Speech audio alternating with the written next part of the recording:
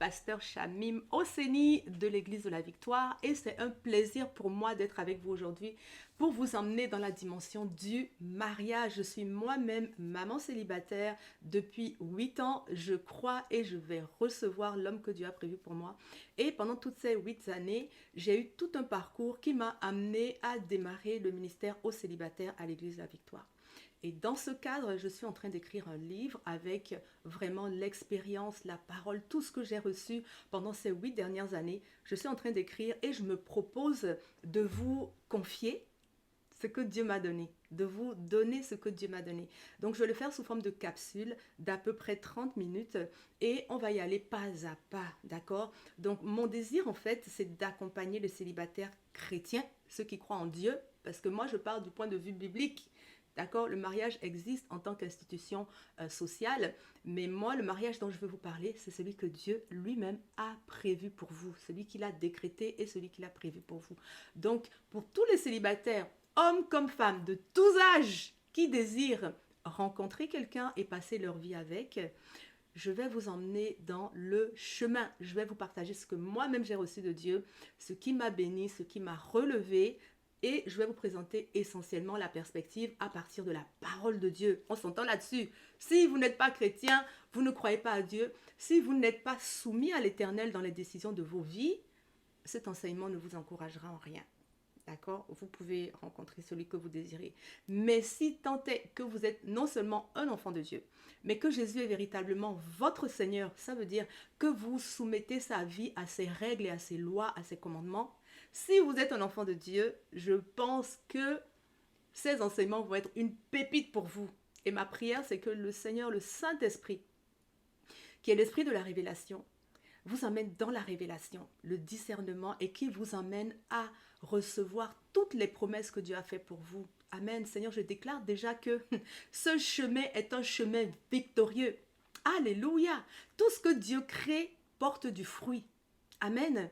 Alléluia. Je déclare que le chemin que vous êtes en train de commencer aujourd'hui est un chemin victorieux. Je déclare la guérison, la restauration, l'espérance, la rencontre, l'union, la joie et l'allégresse dans votre vie parce que c'est ce que Dieu a désiré pour vous. Amen. Amen. Alléluia. Donc, je vais pouvoir vous emmener dans ce que j'ai reçu. Donc, aujourd'hui, on va faire, en fait, la première partie, on va faire Tout commence par Dieu. Okay, moi, je l'ai compris à mes dépens. J'ai réalisé que avec ma bonne volonté, ma connaissance et mon cœur, je ne peux pas arriver moi-même toute seule à recevoir les promesses de Dieu. Les promesses de Dieu partent de Dieu. Okay? Et en ce qui concerne le mariage, principalement, Dieu a dit lui-même, je lui ferai une aide. Donc c'est son travail.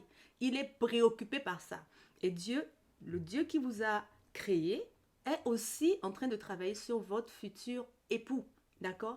Les gens vont me dire, ah oui, mais Pasteur Shamim, le mariage, ah, vous parlez tout le temps de mariage, vous les chrétiens. En fait, pour nous les chrétiens, le mariage n'est pas une finalité. D'accord? Cependant, c'est le seul cadre dans lequel Dieu a défini l'amour entre un homme et une femme. D'accord? Dieu a défini l'amour entre un homme et une femme seulement dans le cadre du mariage. C'est pour ça que nous parlons de mariage. S'il ne s'agit pas de la Bible, je vous aurais dit une rencontre, je vous aurais parlé de couple, d'amour, tout simplement de copinage. Mais ce que moi je veux vous apporter, c'est la perspective de Dieu. Et l'amour, selon Dieu, est encadré par les lois du mariage. Donc le mariage n'est pas une finalité, c'est juste un cadre, d'accord? C'est un cadre. Écrivez-le dans le chat, s'il vous plaît. C'est un cadre que Dieu a défini pour nous protéger des blessures, justement, et pour nous permettre d'accomplir la parole qu'il a décidée sur le mariage. Il a béni Adam et Ève et il leur a dit, multipliez-vous, assujettissez, dominez. Donc pour l'exécution de ce décret que Dieu lui-même a formé sur ta vie, ça prend que tu te maries. Amen. Et on se marie avec joie. Pourquoi? Parce qu'on a rencontré l'amour. Quand on rencontre l'amour, on veut le placer en sécurité. Parce que l'amour est précieux. L'amour est rare. Amen. Alors si vous avez rencontré l'amour, vous voulez le placer en sécurité. C'est pour cela que vous le déposez sous les ailes de l'Éternel, Shabbaoth, le Dieu des armées. Vous allez cacher votre précieux couple, votre amour, votre cœur, et puis tous vos rêves ensemble, vous les cachez à côté, sous les ailes plutôt du Seigneur. Amen. Parce que c'est là qu'elles sont en sécurité. Et comment placer votre amour sous les ailes du Seigneur en pleine sécurité? C'est en obéissant à ses lois, en gardant votre amour sur le sentier de justice. La parole nous dit bien, dans le psaume 91, que celui qui se soumet à Dieu, celui-là repose à l'ombre du Tout-Puissant. D'accord? Donc si vous soumettez votre mariage à Dieu, en fait, vous êtes en train de le mettre en sécurité. Bon, maintenant, on va aller dans le chemin. Ok? Le chemin commence par Dieu. Tout commence par Dieu. Au commencement, il y avait Dieu. Et c'est Dieu qui a créé l'homme et la femme et qui a créé aussi le mariage qui était en fait le scellant, le cadre pour l'union de l'homme et de la femme. D'accord? Donc, quand on parle de mariage, évidemment, on parle du mariage selon Dieu. Ce que nous, on va regarder, c'est le mariage selon Dieu. Ok? Mais tout commence par lui, parce que c'est lui qui a créé. Il a créé Adam et Ève et il a proposé le mariage comme union sacrée et comme pierre angulaire de la famille. Parce que évidemment, jusqu'à aujourd'hui, jusqu'à preuve du contraire, il faut un homme et une femme qui s'unissent pour pouvoir faire une chair et donner naissance à une descendance, n'est-ce pas? Donc ce cadre-là, cette façon de faire, c'est l'Éternel lui-même qui en a décidé de cette façon. Et le mariage implique un homme et une femme. Dans la prochaine capsule qui aura le mois prochain, je vais vous parler un peu, comment dirais-je, des caractéristiques de l'homme et de la femme qui doivent se marier. On va aller un peu plus en détail dedans. Mais le mariage selon Dieu, c'est un homme et une femme. D'accord? Dieu, il dit, la parole dit, Dieu créa l'homme à son image et il le créa à l'image de Dieu. Il créa l'homme et la femme. Genèse 1, 27 et 28. Dieu les bénit et leur dit, soyez féconds, multipliez, remplissez la terre. Ça, c'est ce qu'on a vu tout à l'heure. Donc, Dieu a béni l'homme et la femme avant. C'est ça le mariage.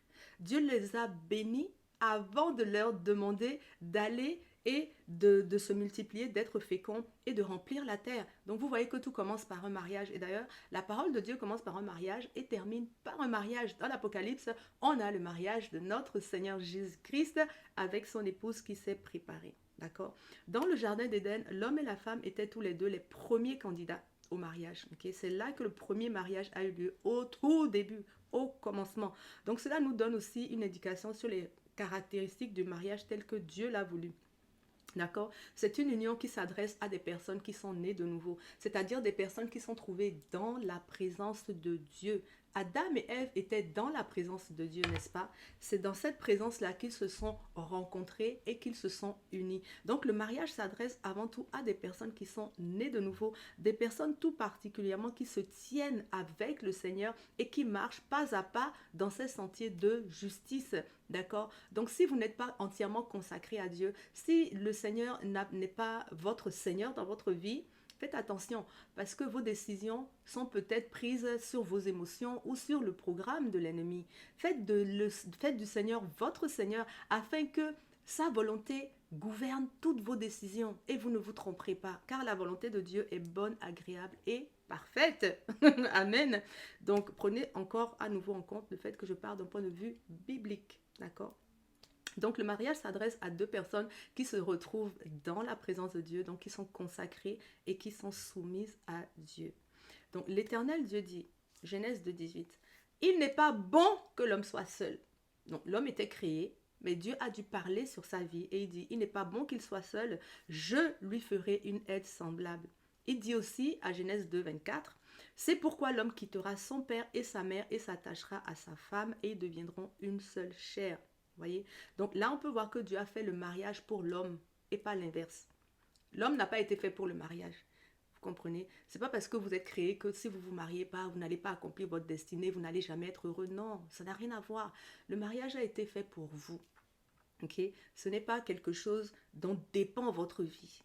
Mais c'est une grâce et c'est aussi un mode de fonctionnement que Dieu a donné pour la multiplication. D'accord? Donc Dieu a créé le mariage pour l'homme et pas l'inverse. Et le but du mariage n'est donc pas de remplacer Dieu dans votre cœur.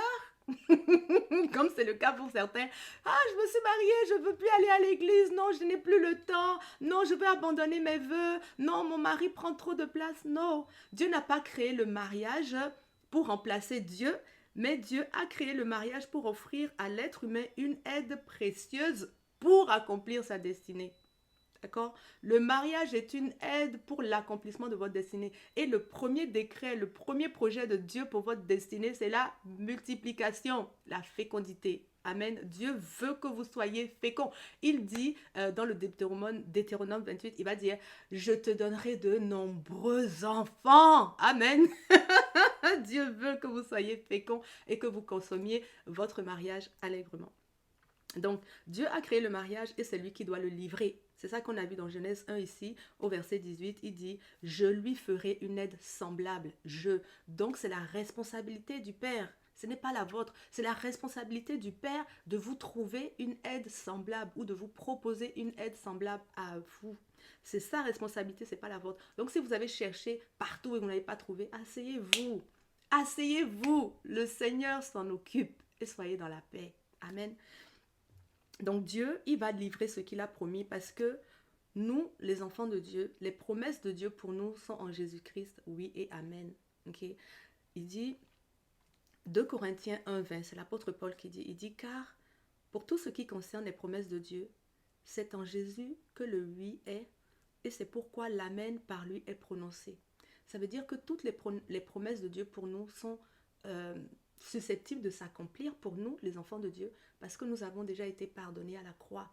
Donc, puisque nous avons été pardonnés, nous sommes des candidats parfaits à la bonté de Dieu, la bénédiction de Dieu. Il n'y a plus d'entrave entre l'Éternel et nous, et il n'y a plus d'entrave entre l'accomplissement de sa volonté et notre vie, en fait. D'accord? Tout est ouvert. Donc, en Jésus-Christ, les promesses de Dieu sont oui et amen. Donc, soyez dans la foi. La promesse du mariage, elle va vous arriver. Dieu l'a donnée à tous ses enfants. Et si vous regardez la généalogie du Seigneur Jésus, là, depuis Adam jusqu'à Christ, vous allez regarder la généalogie, vous allez voir que personne n'est resté célibataire ni sans enfant.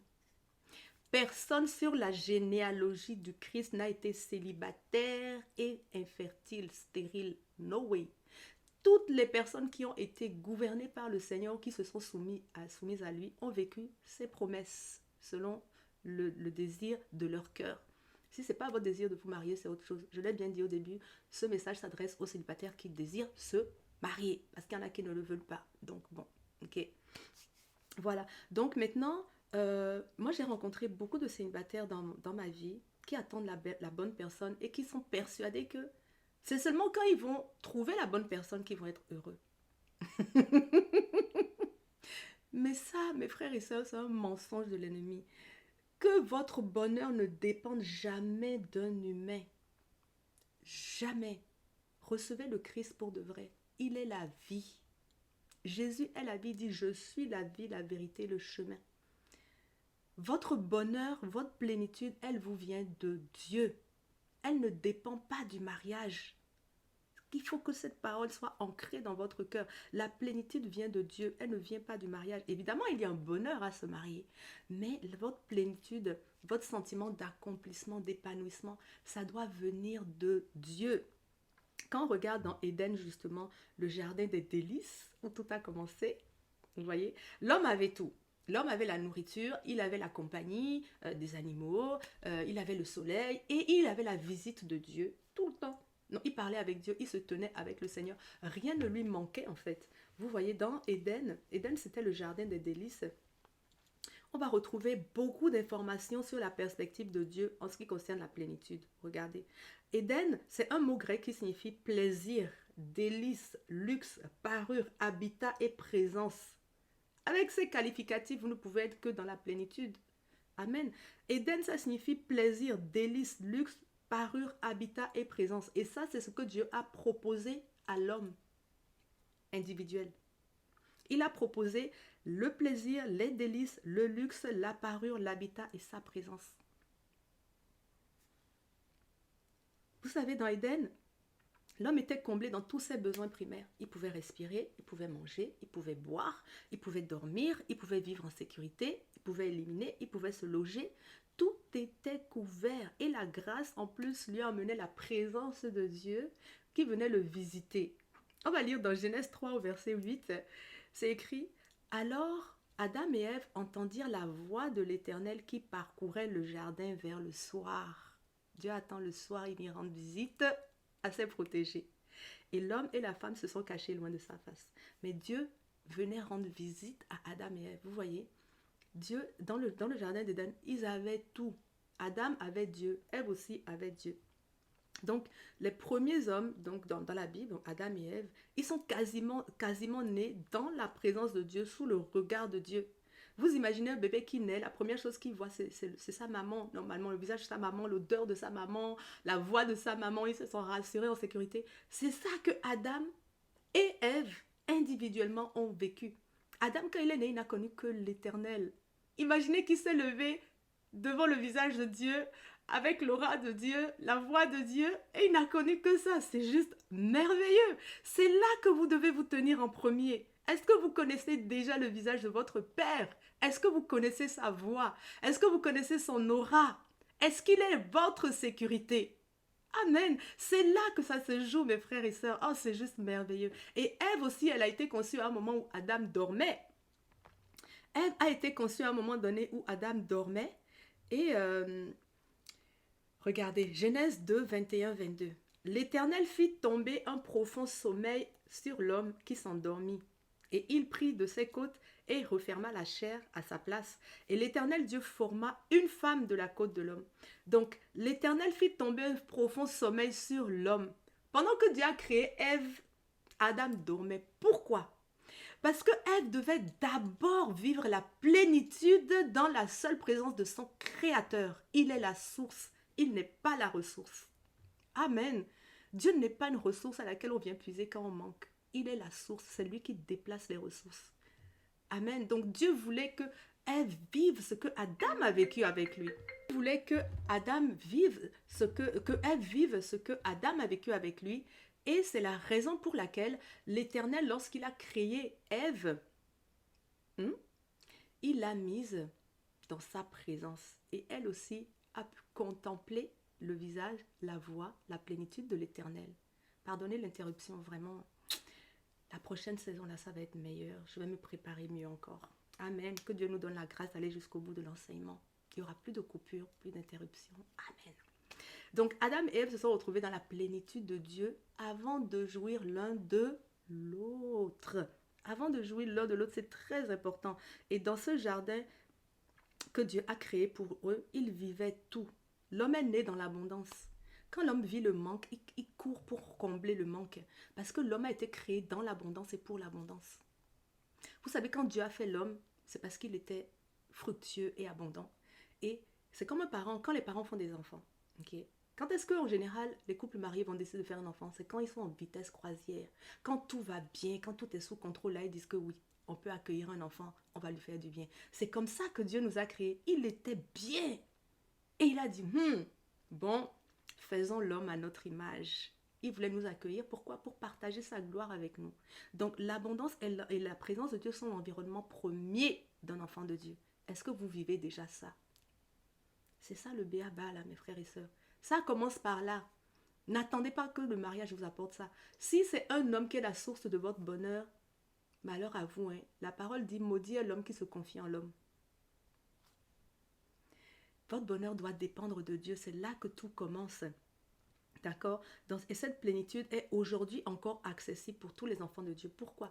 Parce que lorsque Jésus nous a entièrement payé nos fautes à la croix, il nous a aussi ouvert la présence de Dieu, puisqu'on ne peut s'avancer devant Dieu que si on est sanctifié. Et à la croix, Jésus a payé tous les péchés de toute notre vie et nous avons été d'un coup sanctifiés. Nous pouvons maintenant nous approcher de Dieu et vivre dans sa présence. À la croix aussi, toute malédiction a été condamnée. Le manque, la pauvreté, la maladie, la mort, tout ça a été condamné à la croix. Donc à la croix, la condamnation est restée là-bas et la bénédiction a été libérée. Galates 3,13, allez le lire. Jésus nous a libéré la bénédiction, les promesses, la grâce. Il faut les saisir maintenant. Amen. Il faut les saisir. Donc c'est accessible pour nous aujourd'hui. Cette abondance, cette plénitude, la présence de Dieu, le bonheur est accessible aujourd'hui. Parce qu'à la croix, Jésus a payé ce qui nous empêchait d'être dans cette plénitude. Il a payé le prix de nos fautes. C'est le péché qui a éloigné l'homme de Dieu. Et quand le péché a éloigné l'homme de Dieu, ça l'a privé de la présence de Dieu. Ça a fermé Éden. Cependant, l'homme était encore sur la terre. L'homme naturel avait toujours ses besoins couverts avec maintenant non plus seulement la grâce de Dieu, mais avec ses mains. Il devait se retrousser les manches pour aller manger, pour se loger, pour se mettre en sécurité, etc., etc. Même pour respirer des fois, à cause des maladies, l'homme doit se battre. Donc vous voyez, ces besoins naturels seulement ont continué à être couverts, et encore avec la sueur, quand il y a eu le péché, et la gloire de Dieu est partie. Mais aujourd'hui, avec le Christ, nous pouvons retourner dans Éden. Nous pouvons nous réapproprier les grâces, la condition que Dieu a initialement prévue pour nous. Regardons ce que le dictionnaire dit. Le dictionnaire Larousse dit de la plénitude. La plénitude, c'est l'état de ce qui est dans son plus haut degré de développement, de ce qui est dans toute sa splendeur, dans toute sa force et dans son intégralité, dans son intensité. C'est ça la plénitude. Ça nous vient de Dieu. Dans mon langage à moi, Chami Moseni, la plénitude, c'est un bonheur profond et durable, une paix qui est sans faille, une paix qui est imperturbable. Pour moi, c'est ça la plénitude. Et c'est en Dieu que je le trouve. Et gloire à Dieu pour ça, parce que Dieu est toujours avec moi. Je ne manquerai jamais de son soutien, de sa sécurité, de sa chaleur, de cette directive, de sa voix, de sa gloire. Amen. Dieu est tous les jours avec moi et je le bénis de ce que ma plénitude dépend de lui. Elle est toujours accessible. Elle est toujours à portée de main. Amen. Dieu suffisait dans le jardin d'Éden, il suffisait à l'épanouissement d'Adam.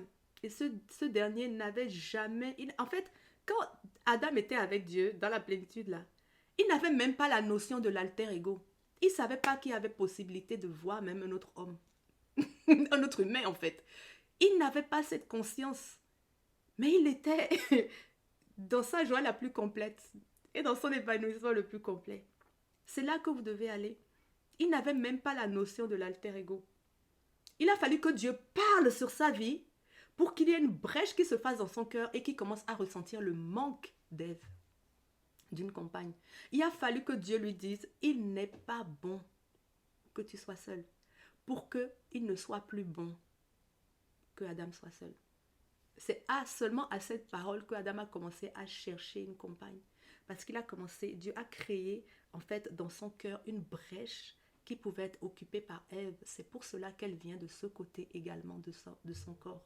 Elle vient de sa côte, de celle qui protège son cœur. Amen. Parce que c'est là que Dieu a travaillé. Donc Dieu a créé une brèche dans son cœur et il a senti le besoin d'aller à la rencontre d'un autre être humain. Le psalmiste, le roi David, va dire dans le psaume 23, il va dire « L'Éternel est mon berger, je ne manquerai de rien. » Okay. Moi, j'aime la version anglaise, anglophone de ce verset qui dit « The Lord is my shepherd, I shall not want. » I shall not want, ça veut pas dire seulement je manquerai de rien. Ça veut dire je serai tellement dans la plénitude que je n'aurai même pas l'idée du manque. Ça vous rappelle quelque chose? Éden. Amen. Éden. L'Éternel est mon berger, il pourvoit à mon bonheur, il est ma ressource, il est ma source, il pourvoit à mon épanouissement. Et parce que Dieu est au contrôle de ma vie, je n'aurai même pas l'idée du manque, parce que je serai pourvu à tous égards. Comme il est écrit dans Hébreux, venez avec assurance au trône de la grâce pour être pourvu dans tous vos besoins et pour recevoir la miséricorde. Même la miséricorde se trouve auprès de Dieu. Amen. Le psaume 27, au verset 6, il est écrit « Oui, le bonheur et la grâce m'accompagneront. Alléluia, tous les jours de ma vie. Et moi, j'habiterai dans la maison de l'Éternel. » Vous voyez, quand vous habitez dans la maison de l'Éternel, dans la présence de Dieu, Éden, le bonheur et la grâce vous accompagnent. Vous n'avez pas besoin d'aller le chercher dans un homme ou dans une femme. Vraiment, ma prière est que vous retrouviez cette condition-là d'épanouissement en Dieu, dans le nom puissant de Jésus, que vous puissiez retrouver cette condition d'épanouissement et que le Seigneur devienne le sujet du bonheur de votre vie, le délice de votre vie. C'est là que ça commence. Si vous n'êtes pas arrivé à cet endroit et que vous rencontrez quelqu'un, vous allez faire peser votre bonheur sur la personne et je n'ai pas besoin d'être prophète pour vous dire que vous allez être déçu. Vous allez être déçu. Faites de Dieu la condition de votre bonheur. Amen. Le bonheur se trouve toujours dans la maison de Dieu. Dieu nous accompagne, il se tient avec nous.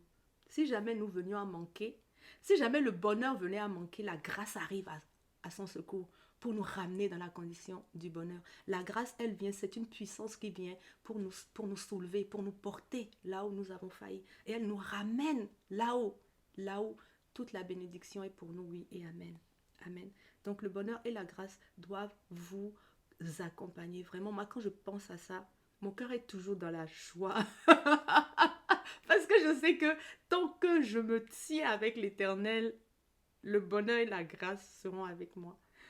C'est simple en fait, c'est mathématique. Dieu nous a tout livré la terre. Il nous a dit ce qu'il fallait. C'est nous qui cherchons tout le temps d'autres solutions, des solutions que notre chair connaît. Commençons à chercher les solutions que notre âme, que notre esprit connaît. Les solutions spirituelles parce que tout commence dans le spirituel et est manifesté dans le naturel. Si nous commençons par ce qui est spirituel, nous allons vivre une condition naturelle délicieuse. Amen. Donc faites de l'Éternel votre délice, il vous donnera ce que votre cœur désire. Amen. C'est après le péché que la peur, la honte, le manque, la maladie, tout ça sont rentrés dans le monde. Mais normalement, lorsqu'on a été pardonné, on peut retrouver dans nos vies une vie stable où il n'y a ni peur, ni honte, ni manque, ni maladie, ni etc. Même le manque d'être avec quelqu'un. Ok. Je sais qu'il y a un âge qu'on appelle l'âge nubile. Généralement, à partir de cet âge-là, la puberté, on commence à avoir naturellement le désir de vivre l'amour. Donc, c'est naturel. D'accord? Ça n'a rien à voir avec la présence de Dieu, c'est physiologique. Mais avec l'Esprit de Dieu, on peut dompter certains besoins. Et si vous vous sentez dans votre besoin d'être avec quelqu'un, c'est légitime, hein? Je ne dis pas que dans la présence de Dieu, vous ne devez même pas vous imaginer avec quelqu'un, non. Mais commencez déjà à faire peser votre bonheur sur les épaules de Dieu. Et soyez heureux. Parce que Dieu a dit qu'il va vous donner une aide semblable. Si vous n'êtes pas dans la condition d'épanouissement, vous allez attirer quelqu'un qui vous ressemble et qui n'est pas non plus dans la condition d'épanouissement. C'est ça, hein? Vous allez toujours attirer votre vis-à-vis. Si votre homme ou votre femme vous trouve dans une condition plus basse, une condition dépressive, une condition maladive, une condition de manque, de blessure, etc., vous allez attirer la même personne. Alors soyez guerriers, soyez remplis de bonheur et de joie. Vous allez attirer quelqu'un qui est comme vous, votre vis-à-vis. Amen. Donc, nous avons tout intérêt à retrouver notre condition la plus je dirais, magnifique, l'expression la plus magnifique de notre condition actuelle. Parce que si vous êtes célibataire, vous allez attirer quelqu'un qui vous ressemble. Amen. Je veux déclarer que Dieu est la source de votre bonheur. Je veux déclarer que vous apprenez à faire de l'Éternel vos délices. Je veux déclarer qu'en cette saison, le Saint-Esprit qui sonde les cœurs vous amène à évaluer dans votre vie qu'est-ce qui vous empêche d'être heureux. Et qu'il vous emmène à travailler là-dessus. Surtout si vous désirez vous marier, c'est très important que vous vous retrouviez dans une condition de bonheur avec l'Éternel. Car de toute façon, c'est lui qui va vous donner votre conjoint. Alors vous avez tout intérêt à aller avec lui. Allez déjà avec lui. Vivez pleinement avec lui. Si vous vous collez à Dieu, la joie, l'amour, la vie qui est en lui va couler sur vous. Alors collez-vous à Dieu dans cette saison de vos vies. Vraiment soyez consacrés à votre relation avec le Seigneur. Rencontrez le Seigneur Jésus. Est-ce que vous connaissez la voix du Seigneur? L'avez-vous déjà entendue? Elle est trop merveilleuse. Reconnaissez la voix de Dieu. Avancez dans votre maturité émotionnelle. Avancez dans votre maturité financière. Avancez. C'est-à-dire utilisez le Seigneur pour aller dans l'expression la plus splendide de votre vie actuelle. Vous lui rendrez un hommage qui est juste. Et ça vous prédisposera aussi à rencontrer Ève ou Adam qui vit la même chose, qui vous ressemble. Amen. Je bénis le Seigneur pour votre vie. Je déclare que cet enseignement va vous emmener beaucoup plus loin, mais surtout beaucoup plus près du Seigneur. Je déclare que c'est votre saison que c'est votre saison de vivre le psaume 23. Allez le lire et commencez à le déclarer. Décidez que c'est ça que vous voulez vivre dans votre vie, ça et rien de moins que ça. Et faites de l'Éternel la source de votre bonheur. Vous serez transformés. Comme dit le Seigneur, vous irez dans des transports d'allégresse parce que Dieu nous fait trop de bien. Amen. Dieu est merveilleux. Je déclare que vous rencontrez ce Dieu que je sers, que je connais, avec qui je vis et qui a renouvelé ma vie de l'intérieur vers l'extérieur. Amen. Dieu a transformé ma vie. Il a fait maturer mon âme. Et alors que mon âme maturait, toute ma vie et mes conditions ont changé. Dieu m'a emmené dans la richesse, l'abondance. Je ne manque de rien. Et je ne dois rien à personne. Dieu m'a emmené dans l'abondance. Il m'a emmené dans la restauration dans mes émotions. Il m'a emmené dans la restauration dans mon corps. Il m'a emmené la restauration dans mon identité. Amen. Et d'ailleurs, on va parler de l'identité du croyant à notre prochaine rencontre. Je déclare que ce Dieu-là vient aussi à votre rencontre et qu'il transforme votre vie dans le nom de Jésus. Amen. Donc restez connectés, je vais vous partager très bientôt le deuxième enseignement. On va parler déjà des caractéristiques singulières du mariage, un peu plus précisément. Et on va parler aussi de l'autorité du croyant parce que c'est important que vous connaissiez votre autorité. Parce qu'il y a des choses qui vous résistent ou qui résistent à votre bonheur, vous allez vous saisir de votre autorité pour aller renverser ce que Satan a voulu mettre dans votre vie. Il ne vous a pas créé. Dieu vous a créé et il vous a créé pour avoir une vie et une vie abondante. En Jésus, vous êtes richement bénis.